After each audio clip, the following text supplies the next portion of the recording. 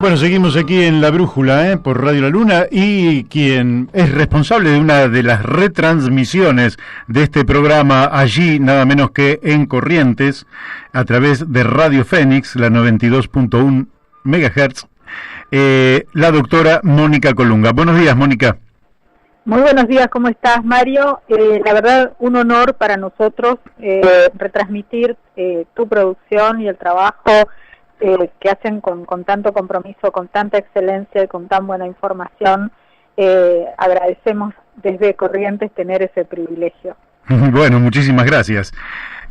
Mónica, estábamos preocupados porque hay especialistas que están pronosticando una bajante en el río Paraná que podría ir perdiendo agua a lo largo de todo este año, generando una situación difícil para la vida de los peces, pero también para la biodiversidad, y con fuerte impacto sobre la población y la economía, en un marco, como todos sabemos, de cuarentena por la pandemia, donde todo nos está doliendo y donde esto podría en término potencial, agravar la situación. Desde Corrientes, ¿qué nos puedes decir?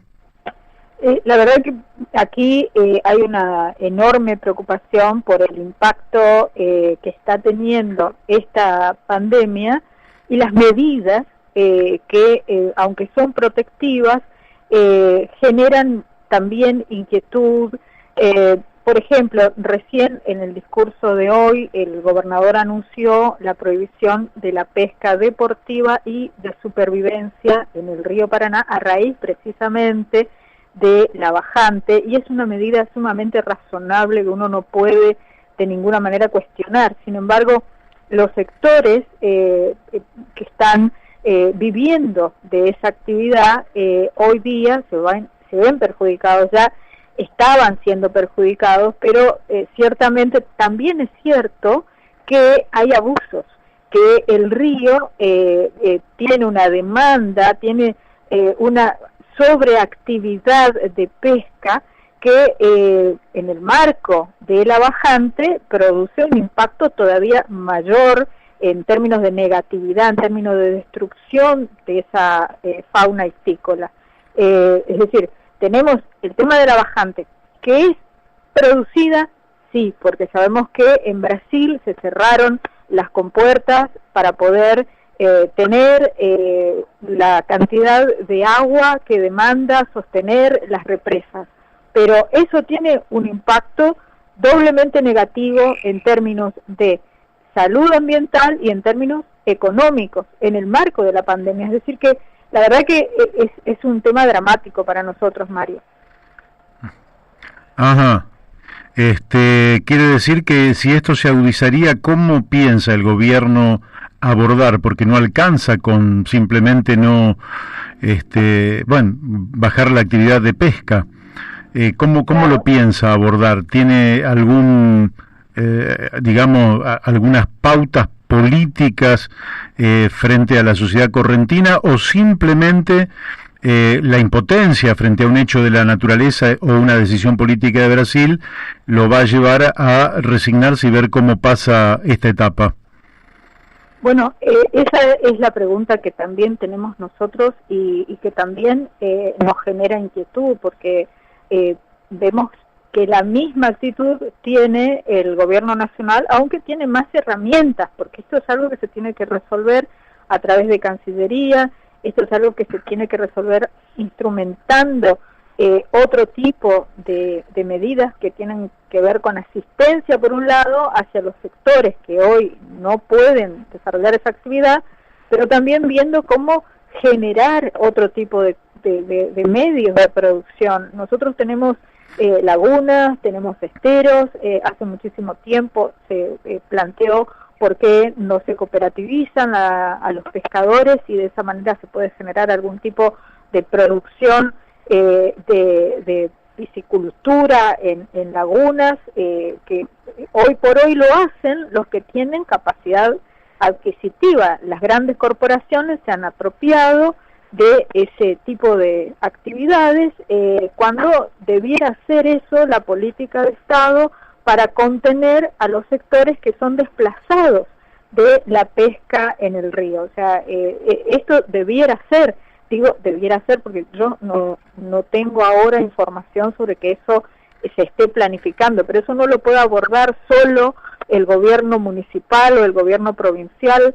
Eso se tiene que hacer en coordinación con desarrollo humano, con desarrollo social de la nación. Se tiene que hacer a través del Ministerio de Economía algún programa de recuperación, rescate y promoción de la actividad, porque se mató el río. Está bien, mataron al río, pero ¿y qué hacemos con la gente, con los pescadores que vivían de esa actividad, que están viviendo de esa actividad y que por necesidad terminan depredando la fauna ictícola? Claro. Allí tienen una zona que es magnífica, que son los esteros de Liberá. Sí, ¿Esa zona se mantiene como una reserva o primero, cómo los afecta la bajante del agua? Si el agua sigue estando allí porque el acuífero la mantiene, o esa zona también está impactada. Y la segunda pregunta es si eso se mantiene como una reserva intocable o si es un lugar donde hay áreas en las cuales se puede pensar en alguna forma de producción. La cuenca del río Paraná es una cosa, y el Liberá es otra, porque eso es parte del acuífero guaraní. Claro. Que puede estar en algunas zonas interconectado, como puede pasar en la zona de Ituzaingó, que se ve que se revela, digamos, por el comportamiento del Paraná y el comportamiento de las lagunas, que puede haber alguna interconexión subterránea de agua. Pero el acuífero guaraní tiene un lecho subterráneo diferente y tiene una alimentación de río subterráneo totalmente en paralelo de lo que es la cuenca del río Paraná. Así que eso perfectamente puede alimentar otro tipo de actividades económicas. De hecho, hoy por hoy, mucho de lo que existe en materia de inversión en piscicultura, que lo hacen sectores privados corporativos, lo están haciendo en el marco de el acuífero, o sea, todo lo que son las inmediaciones de los esteros de Liberá, no el estero propiamente, porque dentro del estero hay una zona de reserva, no es todo zona de reserva, hay una zona que fue declarada Parque Nacional y que hoy por hoy está protegida, que no se puede explotar.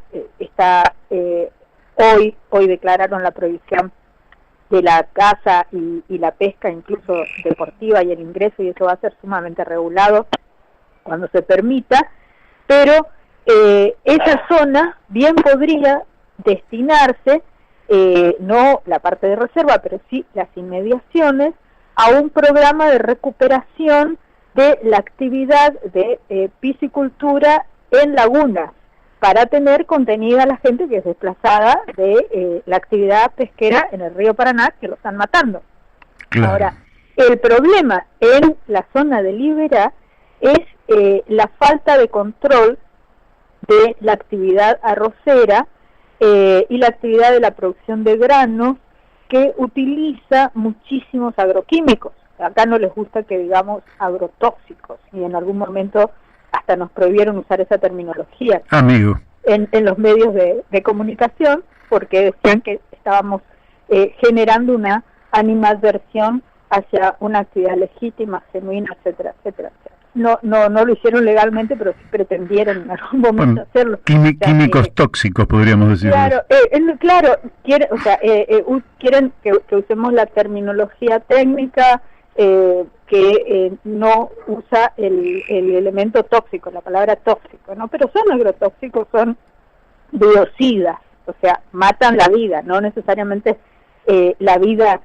humana, pero sí otro tipo de vida, o sea, pero perjudica la vida humana, y hay toda una discusión instalada donde hay muchísimos técnicos que incluso defienden el uso de glifosato, que dicen que no afecta, que en realidad eso está totalmente controlado. Bueno, la cuestión es que hoy por hoy las arroceras y las que se dedican a la producción de granos utilizan esos elementos que son dañinos desde mi punto de vista. Aparte, yo lo he vivido porque he vivido en un pueblo fumigado, Sí. y conozco, digamos, las consecuencias que tiene para el cuerpo, la aparición de ronchas, los mareos, los dolores de cabeza, el adelgazamiento, o sea, hay un montón de efectos que están comprobados en los humanos y en el ganado. Entonces, ese es el problema, digamos, que hoy se tiene, la falta de control sobre el esquema operativo que tienen estas corporaciones que se instalaron en Corrientes, en regiones donde existen poblaciones sumamente vulnerables, porque no son personas que tienen un sistema o una organización, un marco de cuidado, como podría ser un gremio, como podría ser una cooperativa de trabajo, como, o sea, están como en el medioevo. O sea, si cualquiera que visite la zona de Perú Gorrilla, por ejemplo, la zona del interior de Mercedes Goya, que vean las condiciones en las que viven los trabajadores rurales, se va a dar cuenta que bueno, hay gente que no sabe leer y escribir, hay gente que todavía anda descalza, hay gente que no sabe lo que es una vacuna, llegan a los hospitales con patologías que se suponía que ya no existían más, parasitosis. O sea, los médicos que trabajan en esos hospitales en la zona rural saben de todas estas cosas. Entonces, el tema de el marco de operatividad que puede llegar a tener una actividad productiva tiene que contemplar la recuperación del lado humano, es decir, esto no puede ser entregado así a la buena de Dios a las grandes corporaciones económicas, como de hecho lo están haciendo, claro, porque es gente sumamente vulnerable. O sea, acá tiene que haber un programa protectivo de cuidado de la población, de desarrollo humano y lo económico en términos humanos, porque de hecho la economía es una ciencia que existe para resolver problemas humanos, para resolver lo que tiene que ver con la subsistencia, con el aspecto material, que es el elemento más bajo de la existencia, pero al mismo tiempo sumamente necesario. O sea, sí, no claro, podemos pensar en una espiritualidad si no tenemos el plato en la mesa. Absolutamente. Entonces, el problema que tenemos nosotros en Corrientes es que históricamente lo que se le ha dado a los sectores vulnerables es un rosario y la cruz. Entonces tenemos sumamente religiosa a la población, que yo no cuestiono, digamos, que tengan fe, sino que cuestiono el lado alienante de esa fe. Sí. O sea, el rosario, la misa, la participación en las procesiones, la cuestión de los santos, todo eso se ha invertido tanto tiempo en eso.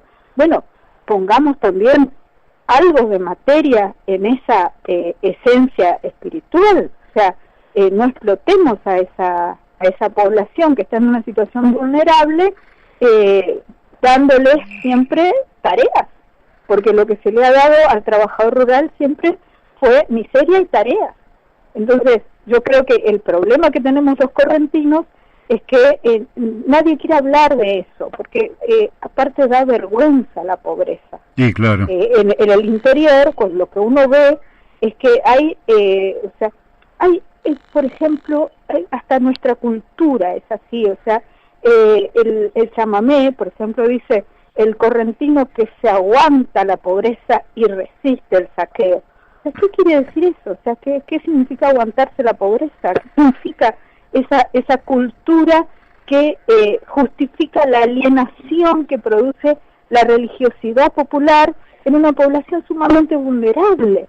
Claro. Y es ese núcleo duro que cuesta modificar. O sea, para quienes militamos en política, para quienes sostenemos que lo material y lo espiritual son una y la misma cosa, cuando enfrentamos esa actitud de cerrazón ante lo que puede venir a asistir en términos de modificación de pautas de comportamiento que tienen que ver con una sumisión adquirida, programada, generada desde los sectores del poder, lo único que podemos hacer es ponernos nosotros en situación de servicio activo, digamos, o sea, el militante que va y se mete y se pone a cocinar, y se pone a enseñar a planchar, y se pone a enseñar a coser, o sea, la docencia, ¿no? Sí, sí. Te quiero interrumpir porque me llegan algunos mensajes, pero uno en particular que me interesa, que es de Miguel Campanella, de Berisso. Miguel dice que no creo que la pesca artesanal deprede. Prefectura no te deja sacar un dorado de menos de 3 kilos. Los depredadores son otros. Claro, bueno, yo lo que informé fue la cuestión en términos de legislación administrativa, digamos, el decreto del gobierno que dice que ahora está prohibida la pesca. O sea, justamente está prohibido, y seguro que está prohibido también la pesca deportiva. El tema es que el control de la operatividad no necesariamente es efectivo, porque existe hoy una cerrazón. O sea, nosotros no podemos salir de nuestra casa a verificar quién está haciendo eso, quién está depredando. O sea, no, el que depreda en este momento es evidentemente alguien que tiene poder y alguien que tiene el control del agua. O sea, si cerraron la represa y no dejan pasar el agua, obviamente están conteniendo el río y están conteniendo los productos del río, los frutos del río, los peces en otro lugar. Nosotros eso no lo estamos haciendo. O sea, no tenemos ni siquiera acceso a ver el río en este momento. Esta es la situación de la población. Claro. Volvamos entonces a la situación social, cultural que vos estabas mencionando, en estos poquitos minutos que tenemos por delante. ¿Vos dirías que Corrientes es una de las provincias con mayor índice de pobreza de la Argentina? ¿Esto es así? Sí, Corrientes estoy segura que es, si no la más pobre, una de las más pobres. Y además tenemos una cultura que endiosa la pobreza, que es lo terrible, digamos, esta cultura de autopostración, de automarginación, de sumisión al poder, que es también desesperante para quienes entendemos que la única manera de modificar esto es decir: no queremos más esto, no queremos más pobreza, no queremos más postración, no queremos más olvido. O sea, pero al mismo tiempo tenemos toda una cultura que es la cultura del llanto, la pena, el sufrimiento y la justificación del llanto, la pena y el sufrimiento. Claro. Eso es lo terrible, digamos. La incapacidad de levantarse de esa postración. Pero sí, yo estoy segura que somos los más pobres del país. ¿Cómo está pegando en estos momentos la cuarentena en Corrientes? Las 2 últimas preguntas que te hago. Aquí la gente, yo creo que está con un impacto sumamente negativo o sea, todos sabemos que es necesario, todos sabemos que es una medida protectiva, pero en términos de circulación de bienes, de trabajo, de producción, o sea, es terrorífico, es dramático. Y bueno, todos sabemos que hay que bancar la cuarentena porque nadie quiere entrar en una dinámica de agravamiento de la pandemia, digamos, pero al mismo tiempo, objetivamente, es terrible. O sea, la escasez de alimentos, si no está en este momento instalada, es por la solidaridad social que existe, porque existen mecanismos que vienen de una práctica de acumulación de daños que han sufrido las personas en términos materiales, que hacen que, aprendan desde muy chiquitos a compartir, a distribuir, lo que es bueno, digamos, ¿no? Pero o sea, al mismo tiempo no se puede negar que no se está bien. Que no se está bien. Bueno, Mónica, vamos a seguirla en otro momento porque los problemas son estructurales. Y bueno, pero te digo antes la última pregunta, que es cómo están viviendo este 25 de mayo, si esto levanta el ánimo, si esto anima la imaginación, la creatividad, la posibilidad de soñar una corriente distinta para el futuro.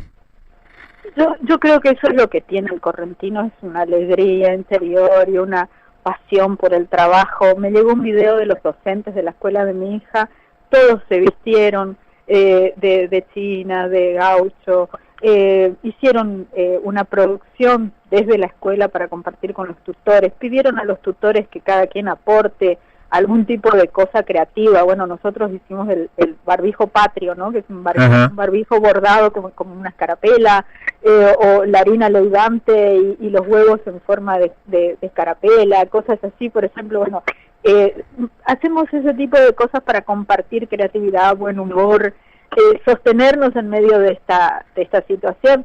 Yo creo que ese amor que tenemos unos por otros es lo positivo, ¿no? Y lo que nos está sosteniendo todavía en este marco, ¿no? Pero bueno, y la familia, porque somos muy familiares. O sea, los correntinos somos como una cosa, como que nos conocemos, a pesar de que no nos vimos nunca, porque tenemos esta sensación de compañerismo y de estar atados a la vida, ¿no? Y cuidar nuestros jardines y saber qué planta tiene el vecino y cuál no tiene, y compartimos todo. Bueno, eso creo que es lo que nos saca, ¿no? Del dolor y de toda esta situación, lógicamente.